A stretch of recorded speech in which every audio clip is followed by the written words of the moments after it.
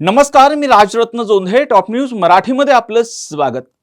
सध्या राज्यात गाजत असलेल्या हनी ट्रॅप प्रकरणामुळे चर्चेत आलेले नाव अर्थात प्रफुल्ल लोढा. भाजपाचा कार्यकर्ता असलेल्या या प्रफुल्ल लोढा विरोधात याआधीच अनेक गुन्हे दाखल असून आता थेट पुण्यात देखील लैंगिक अत्याचाराचा गुन्हा दाखल करण्यात आलाय. प्रफुल्ल लोढाच्या हनी ट्रॅपचं हे पुणे कनेक्शन नेमकं काय आहे पाहूयात. हनी ट्रॅप प्रकरण सुरू झालं नाशिक पासून. त्यामुळे मूळचा जळगावच्या जामनेरमधील भाजपा कार्यकर्ता प्रफुल्ल लोढा याचं नाव आलं. त्याच्यावर नोकरीचं आमिष दाखवून अल्पवयीन मुलींवर अत्याचार केल्याचे आणि त्यांचे अश्लील फोटो काढून ते व्हायरल करण्याची धमकी देत मुलींना डांबून ठेवल्याचे आरोप आहेत. या आरोपांवरून त्याच्यावर मुंबईत साकीनाका पोलीस स्टेशन आणि अंधेरी MIDC पोलीस स्टेशनमध्ये पोस्को, बलात्कार, खंडणी यासह हनी ट्रॅपचा गुन्हा दाखल आहे. त्याला अटकही करण्यात आली आहे.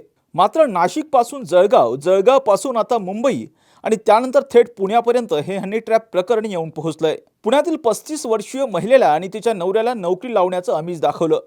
यासाठी तिला एका 5 स्टार हॉटेलमध्ये भेटायला बोलवलं. नवऱ्याला नोकरी लावायची असेल तर माझ्यासोबत शारीरिक संबंध ठेवावेच लागतील असं म्हणत तिच्यावर अत्याचार केले.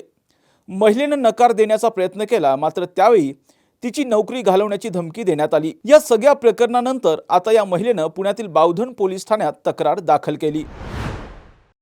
महिलेची तक्रार तिच्या पतीस नोकरी लावतो असं नोकरीचं आमिष दाखवून जबरी संभोग केल्याबाबतची तक्रार आहे. सर, तो नेमका काय काय तिला धमकी देत होता? कारण नोकरीच्या संदर्भात फक्त पतीसाठी बोलत होता की तिच्या पतीची नोकरी आणि जबरी संभोगाला साथ नाही दिली तर तिची स्वतःची ती एकटीच कमवते आहे. तिची स्वतःची नोकरी घालवण्याची त्याला धमकी दिलेली आहे. नोकरीचं आमिष देऊन लैंगिक अत्याचार करायचे ही प्रफुल्ल लोढा याची मोडस ऑपरेंडी असल्याचं दिसून येत आहे. याच पद्धतीचे गुन्हे त्याच्यावर मुंबईत दाखल होते आणि आता पुण्यातही तसाच गुन्हा दाखल आहे. पुण्यातल्या प्रकरणातील पीडित महिला ही प्रचंड घाबरलेली असल्यानं तिने तक्रार द्यायला उशीर केला.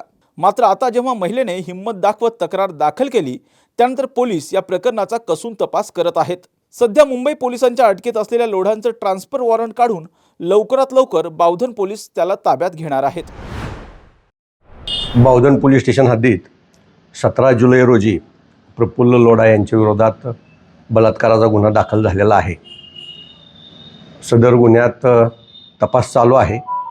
आरोपी सध्या मुंबई पोलिसांच्या MIDC पोलीस स्टेशनच्या कस्टडीत आहे.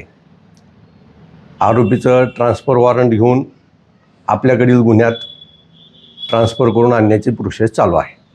घटनास्थळ आपल्या हद्दीमध्ये आहे, त्याची आपण पाहणी केली. होय, घटनास्थळाची वगैरे घटनास्थळाची पाहणी केलेली आहे. आपल्याकडची जी घटना आहे ही 27 मे 2025 रोजीची आहे. जुनी तक्रार आहे. आपण आपल्याकडे तक्रारदार गुन्हा दाखल करण्यासाठी आल्यानंतर तात्काळ गुन्हा दाखल करून घेतलेला आहे आणि त्याचा पुढील तपास चालू आहे. सर, तक्रार उशिरा दाखल करायला ती नेमकं का आली? त्याच्या मागची काय कारण? आता हेचा तपास चालू आहे. निश्चितपणानं उशिरा म्हणजे एकतर तक्रार देण्यासाठी भिलेली आणि नंतर धाडस करून तक्रार द्यायला आलेली आहे. प्रफुल्ल लोढा याच्यावर आधीच 2 मुलींवरती लैंगिक अत्याचार केल्याप्रकरणी गुन्हा दाखल होता. त्यानंतर आता पुण्यातल्या महिलेने सुद्धा या सगळ्या प्रकरणामधला गुन्हा दाखल केल्यामुळे राज्यात एकच खळबळ उडालेली पाहायला मिळते. त्याने याच पद्धतीने राज्यातील इतर शहरांमधील सुद्धा महिलांबरोबर अशा पद्धतीची कृत्य केल्याची शक्यता वर्तवली जाते. त्याचबरोबर आपण जर पाहिलं तर एकंदरीत गरजू महिला किंवा मुलींना हेरायचं, त्यांना नोकरीचं आमिष दाखवायचं आणि त्यांच्यावरती लैंगिक अत्याचार करायची ही या प्रफुल्ल लोढाची पूर्ण मोडस ऑपरेंडीच असल्याचं दिसून येत आहे. त्यामुळे जर त्याने आणखी काही महिलांबरोबर असं काही कृत्य केलं असेल तर त्या महिलांनी सुद्धा जवळच्या पोलीस ठाण्यामध्ये जाऊन याविषयीची फिर्याद देणं, तक्रार देणं सुद्धा आता गरजेचं झालंय. दुसरीकडे आपण बघतोय की हा प्रफुल्ल लोढा हा भाजपचा मूळचा कार्यकर्ता आहे. भाजपच्या वरिष्ठ नेत्यांबरोबर त्याचे फोटो आहेत, चांगले संबंध सुद्धा आहेत. मात्र आता भाजपच्याच नेत्यांवरती मोठ्या प्रमाणात या सगळ्यामुळे टीका होत होती. अर्थातच भाजप पक्ष म्हणून सुद्धा टीका केली जात होती. त्यानंतर भाजप असेल किंवा महायुतीतल्या पक्षांनी महाविकास आघाडीच्या नेत्यांबरोबरचे त्याचे फोटो सगळे समोर आणलेले आहेत. त्यामुळे हा केवळ भाजपचाच कार्यकर्ता नाहीये तर हा सर्वपक्षीय कार्यकर्ता आहे अशी टीका सुद्धा त्याच्यावरती होतीये. एकंदरीतच प्रफुल्ल लोढा हा कुठल्याच पक्षाला आता नकोसा झालाय. त्यामुळे आता या सगळ्याच प्रकरणामध्ये त्याच्यावरती आणखी काही गुन्हे दाखल होतात का आणखी अशी काही प्रकरणं समोर येतात का आणि आता जी प्रकरणं समोर आली आहेत त्यामध्ये त्याच्यावरती नेमकी कोणती शिक्षा त्याला दिली जाते हे पाहणं महत्त्वाचं असणार आहे. कॅमेरा पर्सन शिवाजी साळुंखेंसह समृद्धी जाधव, टॉप न्यूज मराठी, पुणे. घ्या परदेशात भरारी, तेही सर्वसामान्यांना परवडणारी. 1 रुपया भरा आणि थायलंडमध्ये फिरा. सचिन इंटरनॅशनल घेऊन आले आहेत जगातली सर्वात स्वस्त परदेश टूर.